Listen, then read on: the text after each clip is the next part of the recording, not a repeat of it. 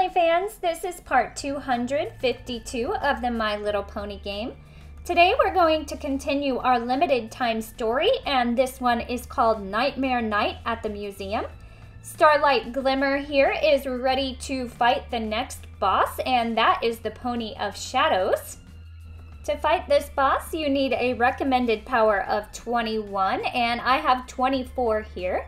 And this battle is one of these target battles. You have to hit all of the targets, I believe, to actually defeat the boss. And you can collect extras like gems, bits, and shards. In later battles, I noticed that these targets increase. So if you're having trouble hitting everything, you can just focus on hitting the targets and you will still beat the boss. So we've defeated the Pony of Shadows. Our reward is the Tree of Refuge. Why is all this happening? Is this because I didn't bring a costume? Did the Pony of Shadows come back to judge how I'm not wearing a costume? Let's go ahead and place this. I'm actually starting to run out of space in my Ponyville. I may have to rearrange a little bit and take away some of these decorations, but I found a spot for now for the Tree of Refuge. Phew, never thought I'd have to fight Stygian's alter ego a second time, but I think we did it. I think he's gone now. And yet, from far beyond Equestria, intellects vast and cool and unsympathetic regard this costume party with envious eyes, and slowly and surely draw up their plans against it. Who are you supposed to be again? Why, I'm the narrator, of course. Of course. And, what Nightmare Night story are you the narrator of, exactly? I mean, I guess it has to be something from Trottingham because of your accent. And you look like you're from about 100 years ago. And you're talking about an invasion from outer... Oh no. Now we have to defeat 50 of these alien minions before we can move on to the next boss. Of course, that will take a while, plus we have to get to the recommended power of the next boss. So I'm going to go ahead and continue to work on my community challenges. The next boss is the Helmeted Martian, and we need a recommended power of 48. And I now have enough to go ahead and challenge him. Again, you need to hit the targets in order to defeat the Helmeted Martian. You don't have to hit the other targets, those are just bonuses. But those do give you whatever is on them, so again, shards, bits, and gems. I skipped to the end of this battle and we've defeated the Helmeted Martian. I got 50 gems for this because I played this limited time story before. But if this is your first time playing through it, the reward is the Helmeted Martian. Okay, I couldn't really hear Starlight's explanation for all this, but I think I finally figured out what's going on. It's, never mind. Real quick, let's take a look at the Helmeted Martian. He lives in the public library, which will be ready in about 20 minutes. Okay, for the record, I have nothing against H.G. Bales. He was surprisingly forward-thinking for his time, but fighting Martians in real life? Whew. Not very fun. Sing to me, O princesses, and tell the tale of that pony skilled in friendship, voyaging for moons on end after she pranced in secret through the very gates of Griffinstone. Whew, boy, let me guess. You're the narrator too, right? Or another narrator, anyway. No mere narrator, but Homer herself, the very bard of Cloudsdale. And I speak of the hero who learned the minds of many distant creatures, the tempest-tossed sailor, Ponicius. I know you're probably just a figment of the reverie of Reversal, Homer, but I'm a big fan of your work. I've been meaning to learn ancient Pegasese for forever. Grrr! And I forgot that the spell also probably brought the giant one-eyed monster you wrote about to life too. Let's fight first and talk about classical literature later. For this next round of minions, we have the Olden Pony. It looks like we have to defeat 45 of those. Let's go ahead and welcome the Helmeted Martian to Ponyville. We can get a better look at him here in the Ponypedia by turning him around. By the sum of countless friendships, ponies have bought their birthright of Equestria. It would still be theirs were the Martians 10 times as mighty as they are. For the next boss battle, we need a recommended power of 118, which I have, and it is the One-Eyed Monster. I'm going to skip toward the end here, but you can see you need to bring his HP down to 0 in the amount of time that it gives you, and that was the blue bar. The reward is the One-Eyed Monster. It looks like his real name is Cyclops Clops. Yeah, I'm just gonna stop asking questions and keep on hiding until... Wait, look! Up in the sky! It's a bird. No, it's a breezy. It's... The Cyclops Clops lives in the public library. Let's go ahead and read his bio. Hear me, O sirens who swim the seas, bright-maned. If truly I am your kin, grant that Ponicius of Mertonia may never reach her home again. If you've already gotten this reward, then they'll give you 50 gems instead. Whew, okay, I figured out how to beat the Martians. I figured out how to beat the Cyclops Clops. So reading a lot of fiction is actually working out pretty well for me. Who's next? That's right, Mare Duel. You shall live just long enough to witness the destruction of all you hold dear. At my hooves! Oh, hey cakes. Now the spell's pulling from comics too? I mean, that's my best guess anyway. I have absolutely no idea who these characters are. Wait, I know this one. That's Maniac and Mare Duel from issue 97 of Power Ponies. The one where Mare Duel is hit by an evilization ray. I've got it mint in bag at home. Mare Duel? Wait, isn't that the pony that Twilight and her friends made up to teach Rainbow Dash a lesson? She's not even from a comic book. Yeah, I think Twilight must have licensed the image rights to the publisher or something.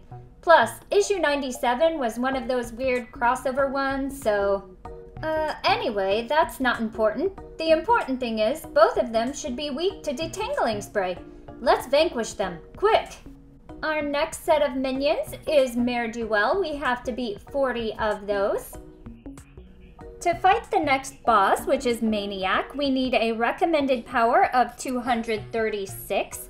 I have 257, so we should be able to do this easily. Again, you can look at our HP, and you can see the blue time bar that we have to do it in.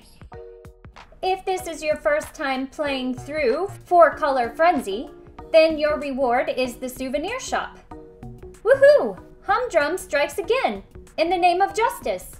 I mean, all in a day's work, really.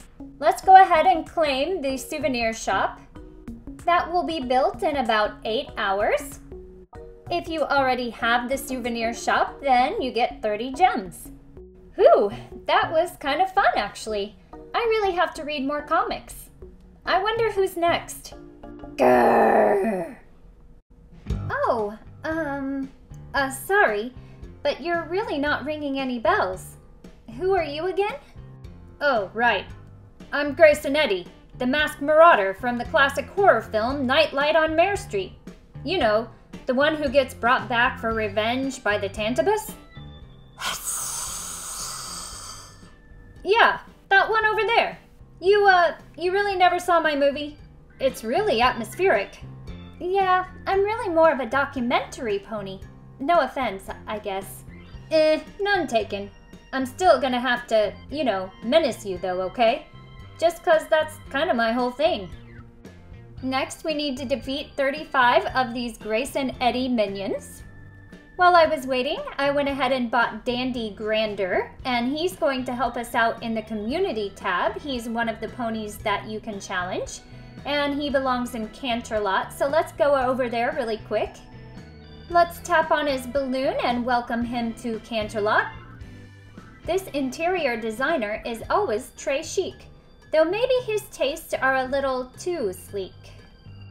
To challenge the Tantibus boss, you need a recommended power of 402, and I have a total power of 411, so let's go ahead and challenge the Tantibus. And of course, this again is a target challenge. Once you've defeated the Tantabus, your reward is the Throne of Shadows. And this is actually a decoration. So whether it's your first time or your second time playing, you still get it. Don't look at me. I haven't seen Nightlight on Mare Street either. I can't watch horror movies without having to cover my eyes. Alright, let's go to Ponyville and place our Throne of Shadows. Here's a closer look at it in Ponyville. And I actually have another one in my inventory. Wow, what a surprisingly polite and mutually respectful nightmare monster battle. Hopefully that's the last one though. I counted, and I think I actually fought off all the Nightmare Night exhibits. And I should know, I organized this open house from top to... Intruders! You will abide by my rule, and all ponies serve Queen Cleopatra. As I was saying, I organized this open house from top to bottom, except for the museum's permanent exhibition on ancient Southern equestrian history. Well, if I have to face off against a reanimated queen brought to life by magic, I'm glad it's one of the really historically significant ones. Come on, Miss Pharaoh, let's dance. Now we have to defeat 30 of these mummy minions. We will finish up Nightmare Night at the museum next week, but now let's go ahead and work on some of our normal quests. We are finished with No Pony Left Behind. That's how it's done. Rainbow Dash would never leave her friends hanging, and neither would we. We collected loyalty shards and activated the loyalty stone, so our reward for that is igneous rock. Let's go to our inventory. As you may already know, this is Pinkie Pie's dad, and this is the Pie Parents' home. It takes about 15 hours and 5 minutes to complete. Now we have a new quest in our book. It comes from Rarity.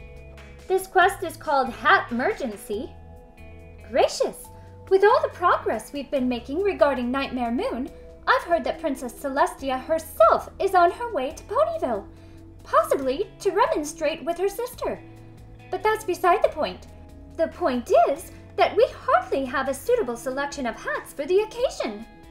To finish this quest, we need to collect 3 fancy hats, so we'll have to wait on the hat shop to produce those hats. From Balloon Pop, I won a new pony. Glamour Gleam goes in the Crystal Empire, so let's travel over there and find a place for her. This is Glamour Gleam's home, and it will take about 24 hours to complete. I was able to complete Hat Emergency. Wait, do I need a princess meeting hat too? This is serious.